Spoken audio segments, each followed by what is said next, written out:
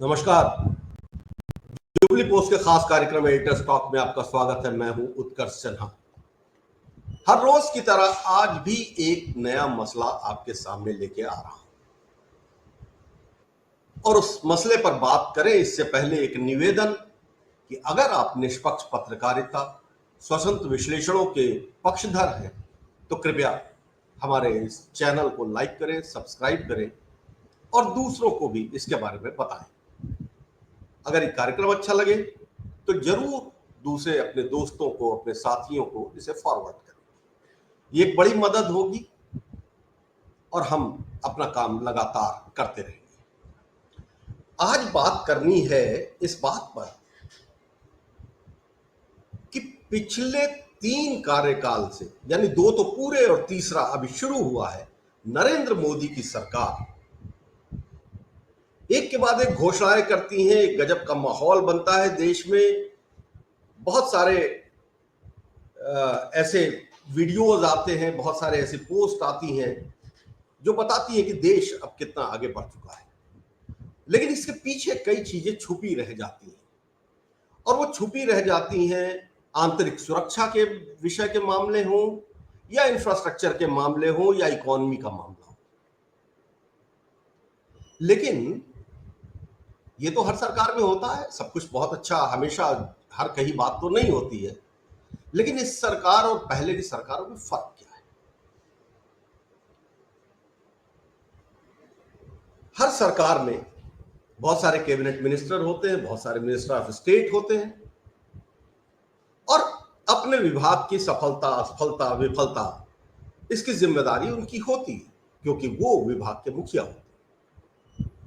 मगर पिछले 12 सालों से जो हिंदुस्तान में ट्रेंड चला हुआ है, उसमें हर सफलता का श्रेय सिर्फ एक आदमी को दिया जाता है। नारा भी था, अब की बार मोदी सरकार। तो जाहिर सी बात है, जब मोदी सरकार थी, हर छोटी बड़ी घटना जो इस देश में घटती है उसमें जितनी अच्छी बातें होती हैं वो सब नरेंद्र मोदी के हिस्से में आती हैं। सबकी तारीफें उन्हीं के हिस्से में आती हैं। कोई नहीं जानता कि उसके पीछे जो मंत्री है वो कौन है। नितिन गडकरी एक अपवाद है जो कि अपने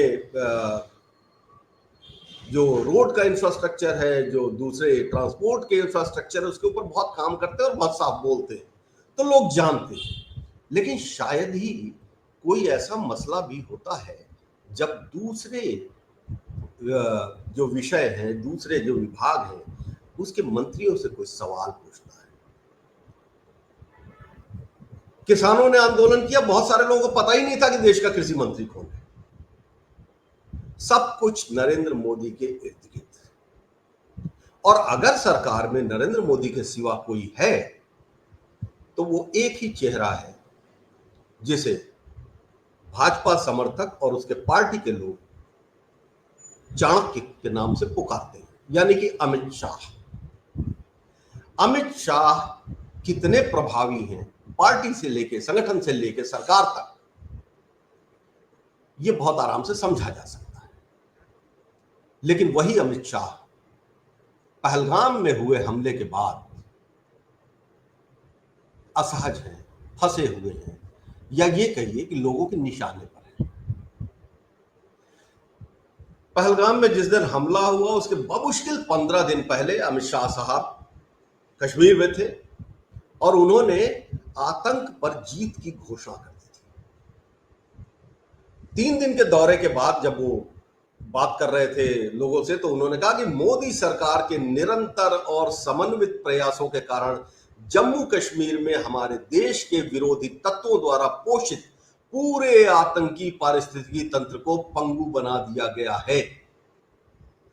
बड़ी घोषणा थी, देश को विश्वास भी हुआ, क्योंकि धारा 370 खत्म होने के बाद एक ऐसा माहौल बना हुआ था कि कश्मीर में सब कुछ ठीक है। हालांकि ये दीगर बात है कि कश्मीर में लगातार घटनाएं हो रही थी जिसमें हमारे बहादुर जवान, सुरक्षा बल के लोग शहादत हो रही थी। कई ऐसी घटनाएं भी हुई जिसमें आम आदमी भी मारे गए, मगर सब कुछ चंगा था। और फिर जब शाह साहब ने, जो देश के गृह मंत्री भी हैं, उन्होंने ये घोषणा कर दी कि सब कुछ पंगु हो गया है, पूरा आतंकी परिस्थिति की तंत्र, इकोसिस्टम, बड़ा ये शब्द इस्तेमाल करती है भाजपा और उसके समर्थक, एक इकोसिस्टम। वो इकोसिस्टम क्या है?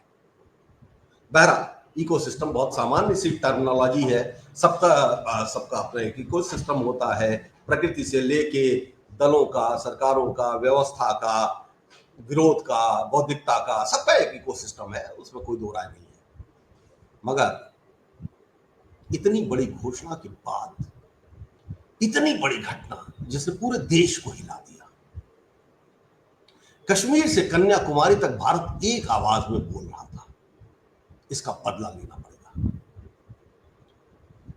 मगर उसके बाद की चुप्पी, कुछ तस्वीरें, कुछ बयान जो सीधे नहीं आए, जो इधर उधर से आते रहे, उन्होंने आश्वस्त करने की कोशिश तो की। इस बीच में घटना हुई, और एक नहीं कई घटनाएं हुई। बहुत सारे लोगों ने ये सवाल पूछा, लोक गायिका नेहा सिंह राठौर से लेके, क्योंकि वो चर्चा में है इसलिए उनका नाम ले रहा हूं, बहुत सारे लोगों ने, देश के आम नागरिकों ने ये सवाल पूछा कि आखिर ये सुरक्षा चूक हुई कैसे? सरकार ने सर्वदलीय बैठक में माना कि सुरक्षा चूक हुई, लेकिन सवाल पूछने वालों पर एफआईआर भी हुई। एफआईआर कौन करा रहा था? जाहिर सरकार नहीं करा रही, लेकिन सरकार के प्रचार तंत्र से बना इकोसिस्टम कई लोगों को असर में लेता है, और ये एफआईआर उसी असर में हुई। लोगों ने विचार करना, सोचना छोड़ दिया। सवाल पूछने की परंपरा, सवाल पूछने की एक जो लोकतंत्र में जरूरत है, वो अपराध हो गया है, और उसी का नतीजा था ढेर सारे एफआईआर। हालांकि सवाल तो रुकते नहीं है, सवाल फिर भी नहीं रुके, बहुत सारे सवाल पूछे जा रहे हैं, बहुत सारे सवाल पूछे जाएंगे। लेकिन ठीक है, हर इकोसिस्टम अपना काम करता है, समर्थकों का इकोसिस्टम अपना काम कर रहा है, सवाल पूछने वालों का इकोसिस्टम अपना काम कर रहा है, लेकिन इन सबके बीच में जवाबदेही किसकी मानी जाए? कोई तो होगा जिसकी जवाबदेही होगी। स्थानीय प्रशासन से लेकर देश के गृह मंत्री तक, ये बात इसलिए कह रहा हूं कि इस देश में परंपरा रही है, एक छोटी सी रेल दुर्घटना, छोटी नहीं होती है, लेकिन एक रेल दुर्घटना होती थी, रेल मंत्री का इस्तीफा हो जाता था। मगर अब इस्तीफे नहीं होते हैं, सवालों को दबाया जाता है। इस बात में भी कोई रहस्य नहीं है कि केंद्र के शासन में आने वाले प्रदेश, जिसमें कश्मीर भी एक है, वो सीधे गृह मंत्री अमित शाह के नियंत्रण में है। यहां तक कि जम्मू कश्मीर की पुलिस भी केंद्र शासित प्रदेश बन जाने के बाद केंद्रीय गृह मंत्रालय के अधीन होती है। तो जाहिर सी बात है कि पहलगाम का हमला उस गृह मंत्रालय की प्रतिष्ठा पर भी एक धब्बा है। गृह मंत्रालय के उस तंत्र की विफलता भी है, इस बात से कोई गुरेज नहीं होना चाहिए। ऐसा नहीं है कि ये पहली बार हुआ है। डोनाल्ड ट्रंप जब पहली बार ऑफिशियल विजिट पर आए थे भारत, तो उस वक्त 2020 में दिल्ली में दंगे हुए थे, मणिपुर में भयंकर हिंसा हुई, लंबे समय तक हिंसा चलती रही, मगर उसे कभी इस राग से, कभी उस राग से, कभी किसी का के ठीकरा फोड़ के सरकार अपनी जिम्मेदारी से अलग होती है। कभी नहीं माना कि ये सरकार की विफलता है। 1.5 साल बाद, लगभग 2 साल बाद मणिपुर के मुख्यमंत्री का इस्तीफा हुआ, केंद्र ने हटाया नहीं। सोचिए जरा, कोई प्रदेश इतने दिन तक जल रहा हो और उसकी सरकार, उसका मुख्यमंत्री, जिसके खुद के बयान ऐसे हों जिससे दंगे रुकने की बजाय और बढ़ते रहे, मगर उससे इस्तीफा नहीं हुआ, उसे बर्खास्त नहीं किया गया। तो अमित शाह के अंदर ऐसा क्या है? अमित शाह दरअसल भारतीय जनता पार्टी के लिए एक ऐसा मिक्सचर है।